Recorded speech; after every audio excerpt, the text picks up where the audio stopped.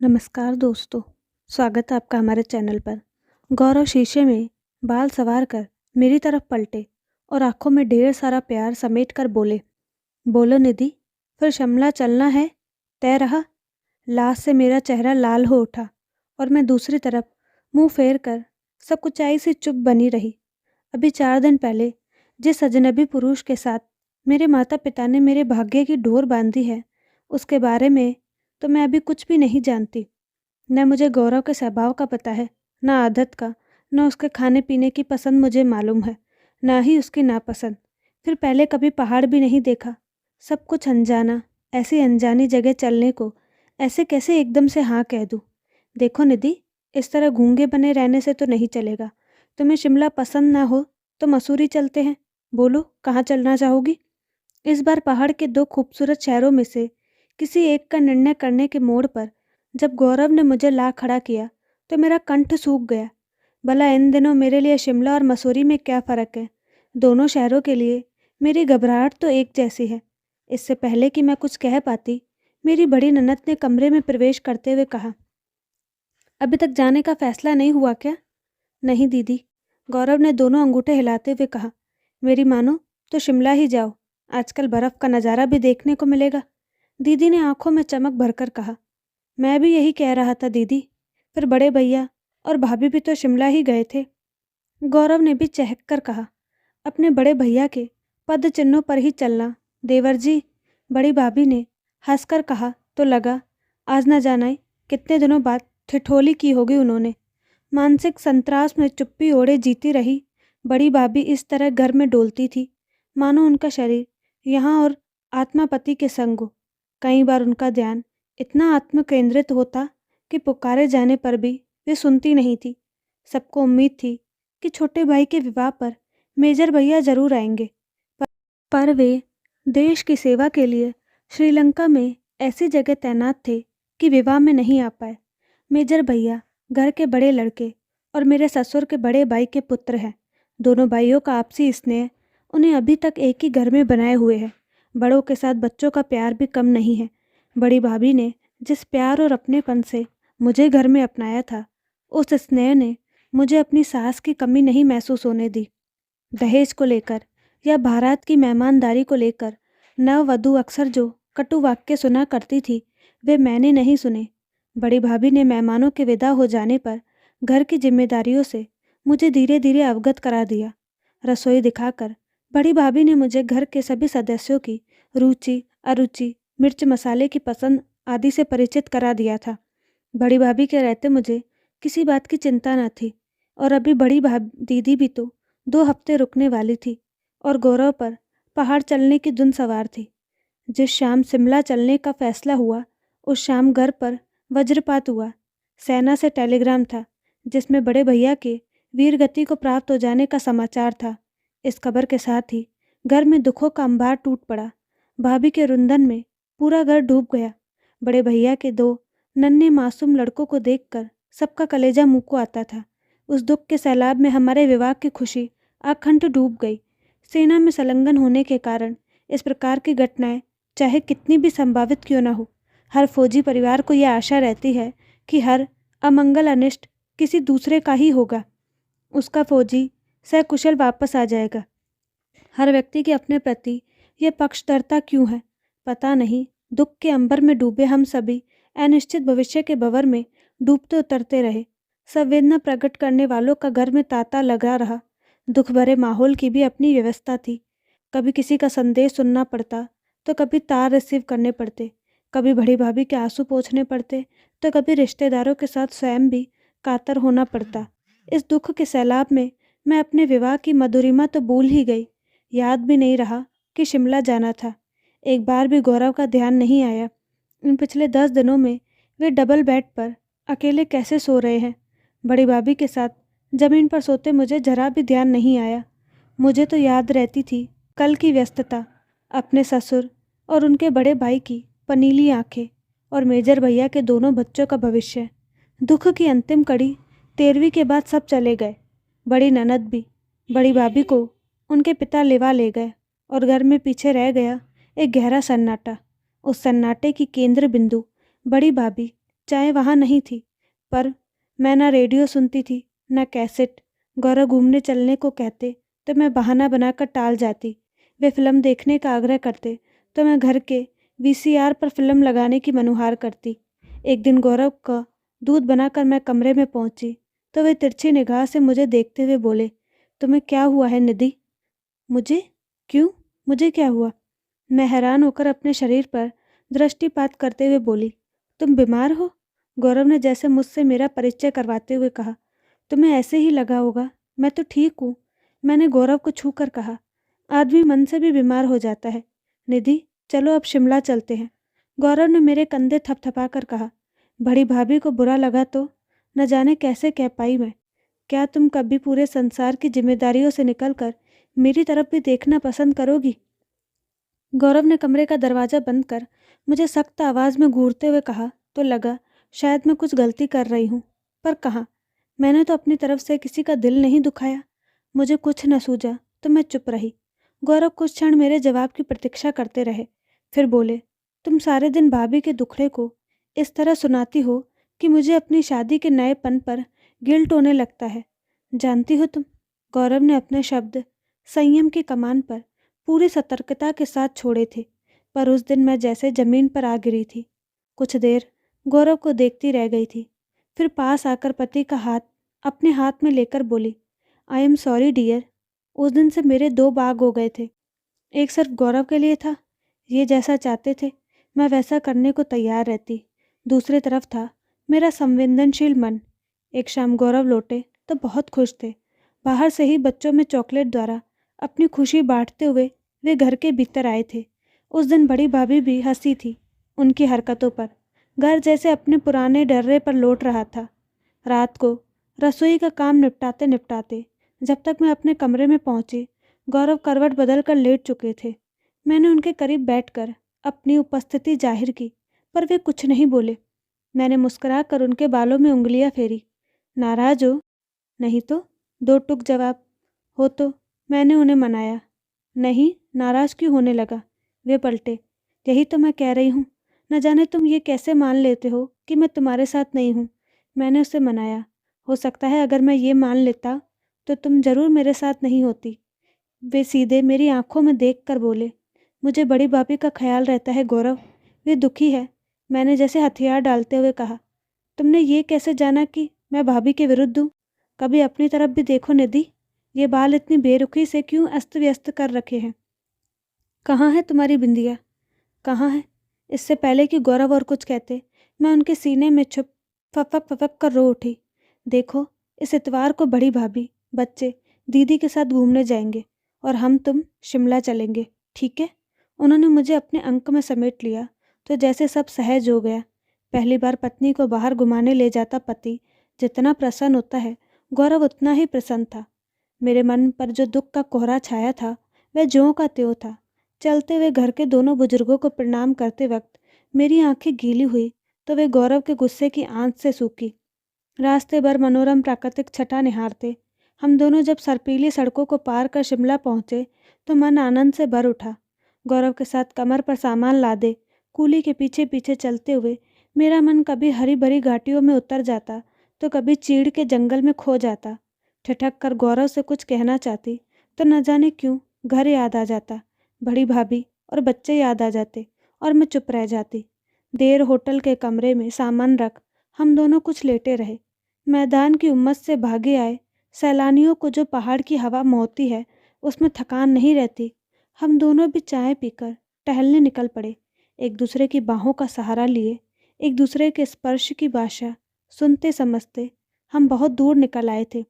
एक पहाड़ी ढलान पर खड़े होकर हम दोनों खामोशी से दूर तक का नज़ारा देखते रहे। जब सामने की पहाड़ी का पिछला आसमान डूबते सूरज की लालिमा से रंगने लगा तो हम वापस मुड़ चले। वापस लौटते समय हम चीड़ के घने पेड़ों की छाया वाली उन्हीं सड़क पर चल दिए जो बर्फ से भीगी थी और जगह जगह से टूटी हुई थी। सड़क के दोनों किनारों पर सफ़ेद बर्फ जमी हुई थी। हम दोनों ठंडी हवा समेटते जब होटल पहुँचे तो गौरव बिस्तर में पसरते हुए बोले, कैसा लग रहा है निधि? कल्पना से परे, इतना सुंदर कि सोचा भी न था। मैंने गौरव के पास सरकते हुए कहा। गौरव उस दिन बहुत रोमांटिक मूड में थे। वह रात हमारे विवाह के बाद की सबसे खूबसूरत रात थी। होटल के अजनबी कमरे में भी मुझे अपनेपन की खुशबू आ रही थी। उस रात मैं कितनी देर तक खिड़की के पास खड़ी होकर घनी वादियों में चांद का धीरे धीरे सरकना देखती रही थी। चीड़ के घने वृक्षों का मधुर संगीत सुनती रही थी और गौरव हीटर की गर्म सेक में गहरी नींद सोते रहे। उस दिन ये खूब सोए और देर से उठे। अगली सुबह हम जल्दी तैयार हो गए। कमरे का दरवाज़ा बंद करते हुए गौरव मुस्कुरा कर बोले, आज का दिन तुम्हारे लिए, बताओ कहाँ चलोगी? मैं कालीबाड़ी मंदिर जाऊंगी, फिर जाखू मंदिर देखूंगी, मैंने शॉल लपेटते हुए कहा। ओके, फिर? धार्मिकता से हटता गौरव का स्वर बदला। फिर मैं वायसराय हाउस देखूंगी, मैंने हंसकर कहा। तो गौरव चाबी उंगली में घुमाते सीढ़ियाँ उतरने लगे। गौरव और मैं मॉल रोड घूमते हुए रिज मैदान तक आए, फिर लाइब्रेरी और चर्च के बीच से जाखू मंदिर जाती हुई सड़क पर चढ़ने लगे। वह एकदम ठंडी और सीढ़ी चढ़ाई वाली सड़क थी, पर फिर भी हम मंदिर पहुंचे। उस दिन हम दोनों खूब घूमे, बर्फ़ में कई बार फिसले, गिरे और उठे। जब हम कालीबाड़ी मंदिर देखकर वायसराय हाउस की ठंडी सड़क पर चल रहे थे तो गौरव ठिठक कर जंगली फूल और पेड़ों से लिपटी लताएं निहारने लगे। इतना सुंदर था वह दृश्य कि कुछ कहने को शब्द नहीं थे। हम दोनों जब होटल वापस पहुँचे तब बहुत थक चुके थे। रात का खाना खाकर गर्म बिस्तर की आगोश में हम दोनों सोए तो सुबह ही आँख खुली। पहाड़ की सुबह किसी चित्रकार की तुलिका के समान होती है, जो खूबसूरत रंग बिखेर कर मन मोह लेती है। गौरव उस दिन जल्दी उठ गए थे। होटल के कमरे की खिड़की से पूरब की पहाड़ियों के पीछे से उदय होते सूरज को तन्मयता से निहारते हुए मुझे देखकर बोले थे, इतने ध्यान से क्या देख रही हो? सूरज का जन्म। मैंने उसी तरह बिना पलटे जवाब दिया तो वे खूब हंसे थे। तौलिया कंधे पर डाल बाथरूम जाते जाते बोले थे, तुम दार्शनिक भी हो, यह आज जाना। हर रोज की तरह उस दिन भी हम जल्दी ही घूमने चल दिए। गौरव उस दिन शेर पंजाब में लंच लेना चाहते थे। पूरी मॉल रोड सैलानियों के रंग बिखरे लिबासों से सज रही थी। नवविवाहित जोड़ों की हंसी जगह जगह गूंज रही थी। अचानक एक जगह पोस्टर पढ़कर गौरव ने अपना प्रोग्राम बदल डाला। बोले, निधि, आज रात होटल सेसल में डिनर लेंगे और कैबरे देखेंगे। कैबरे? न जाने क्यों निवस्त्र होती नर्तकी के उगड़े बदन की जुगुस्सा से घबरा कर मैंने गौरव की तरफ देखा। क्यों, कैबरे नहीं देखोगी? गौरव ने मेरे पीले पड़ते चेहरे को पढ़कर कहा, क्या करोगे वहाँ कपड़े उतारती नर्तकी को देखकर? कैबरे देखकर मुझे तो ऐसा लगेगा जैसे सभी स्त्रियां निवस्त्र हुई जा रही हैं, मैंने धीरे से कहा था। पर गौरव एकदम बिफर पड़े। तुम्हारा तो दिमाग खराब हो गया है निधि। मैंने शादी करके गलती की है, बहुत बड़ी भूल की है, अब समझा हूँ। तुम्हें तो सोशल वर्कर होना चाहिए था।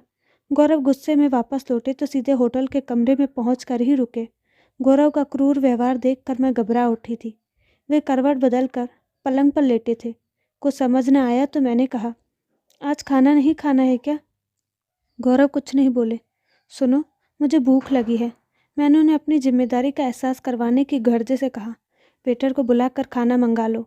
गौरव उसी तरह बोले। दिल किया कि खूब रहूं, पर अपनी धड़कनों पर काबू पाकर मैं बोली, तुम तो कैबरे देखना चाहते थे, फिर यहाँ होटल में क्यों आ गए? तुम्हारी जैसी स्त्री के साथ कोई नाच रंग देख सकता है?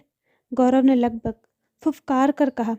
वे जैसे मेरी हर सुलह को ठोकर से उड़ा देना चाहते थे। भीतर की रुलाई जैसे बाहर आना चाहती थी। क्या मैंने ऐसे ही हनीमून की कल्पना की थी? मेरा थोड़ा सा भी आत्म केंद्रित व्यवहार झगड़े का रूप ले सकता था।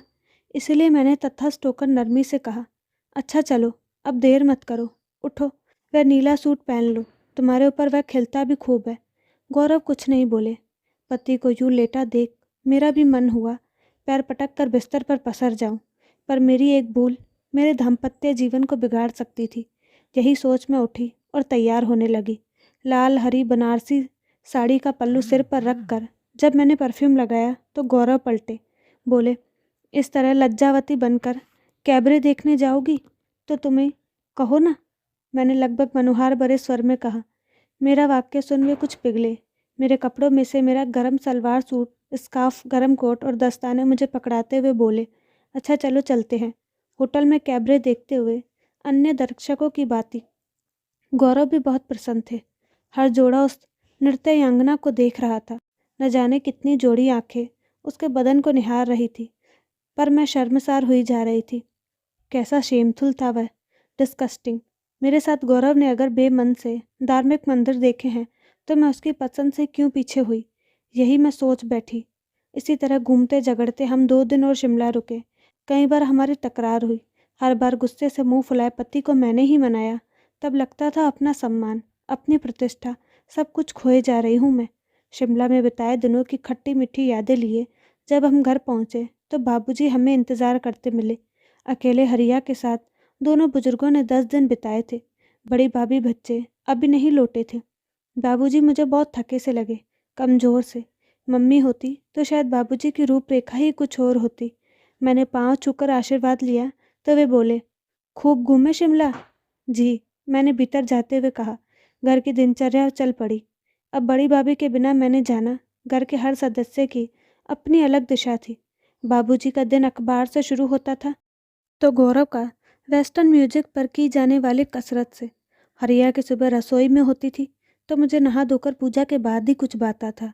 मैं घर के सदस्यों को एक डोरी में पिरोने की पूरी कोशिश करती, पर माला जैसे बिखर बिखर जाती। एक दिन गौरव अपना मनपसंद लंच न बना होने के कारण जब टिफिन छोड़ गए तो मेरा मन रो पड़ा। अब वे बच्चे तो नहीं रहे, जिम्मेदार गृहस्थ है, कब सीखेंगे अपनी गृहस्थी का बोझ उठाना। उस दिन मैंने कुछ भी नहीं खाया। उदास मन ऊन सलाइयाँ लेकर बैठी तो बाबूजी ने आकर पूछा, निधि खाना खाया बेटा? बाबूजी का मृदुल हस्त स्पर्श अपने सिर पर महसूस करते ही आंखें छलछला आई। रुका हुआ बांध जैसे टूट गया। बाबूजी सब जानते समझते हुए से बोले, मैं जानता हूँ बेटी, उसने माँ का प्यार दुलार फटकार कुछ नहीं देखा ना, इसलिए ऐसा हो गया है वह। He is very very obstinate boy. सिसकी में डूबा मेरा स्वर उस दिन न जाने कैसे उभरा। आपको पता नहीं है बाबूजी, कैसे छोटी छोटी बातों पर वह मुझे प्रताड़ित करते हैं, कितनी जल्दी गुस्सा हो जाते हैं। जानता हूँ बेटी, मर्द का स्वभाव ही ऐसा होता है, हठी, जिद्दी। अब मैं ये भी जान गया हूँ कि तुम गौरव को आसानी से संभाल सकोगी। वही स्त्री गृहस्थी को संभाल सकती है जो सागर से सहनशील हो। बाबूजी बोले, पर बाबूजी, मैं कुछ कहना चाहती थी, पर बोल घुट कर रह गए। मैं जानता हूँ निधि, तू यही कहना चाहती है ना कि इस तरह कैसे चलेगा। बाबूजी ने मेरी तरफ देखकर कहा तो मैंने निगाहें झुका ली। देख, तू अंग्रेजी साहित्य में एमए है, जानती है ना इंग्लिश के शब्द रेजिलियंस का क्या अर्थ होता है। अपने व्यवहार के लचक से ही तू उसे संभाल सकेगी। दूसरे से जैसे व्यवहार की उम्मीद हो उसे वैसा बनकर भी तो दिखाना पड़ता है बेटी। मैंने साड़ी के पल्लू पर अपनी आंखें साफ की तो बाबूजी बोले, चल उठ, अब खाना लगा। हम लोगों ने भी हरिया के हाथ का खाना नहीं खाया। स्त्री ही तो अन्नपूर्णा होती है बेटी। घर की दूरी, मैं जो अब तक किसी रूठी हठी माननी प्रिया की तरह गुस्से में बैठी थी, उस गुब्बार को बाबूजी ने घड़ी भर में उड़ा दिया। इस घर में मैं जो अपनी जगह अब सिर्फ गौरव की पत्नी होने के नाते जान रही थी, उसे बाबूजी ने अन्नपूर्णा और घर की दूरी बताकर मुझे आत्मसम्मान से भर दिया। उस दिन एक दृढ़ सुरक्षा का आभास हुआ, ऐसी सुरक्षा जिसमें घर की स्त्रियां पूर्ण रूप से सुरक्षित थी, वह चाहे बड़ी भाभी हो या मैं। उस दिन मैंने महसूस किया कि गौरव को मनाने, उनका अपमान सहने, उनका कामकाज करने, उनके गुस्से का उबाल सहने और बेमन से उनकी मर्जी के अनुसार चलकर मेरी हार नहीं, जीत ही हुई है। तो दोस्तों, आपको कहानी कैसी लगी? अपनी राय कमेंट बॉक्स में ज़रूर दें और साथ ही हमारे चैनल को लाइक शेयर सब्सक्राइब करना ना भूलें। धन्यवाद।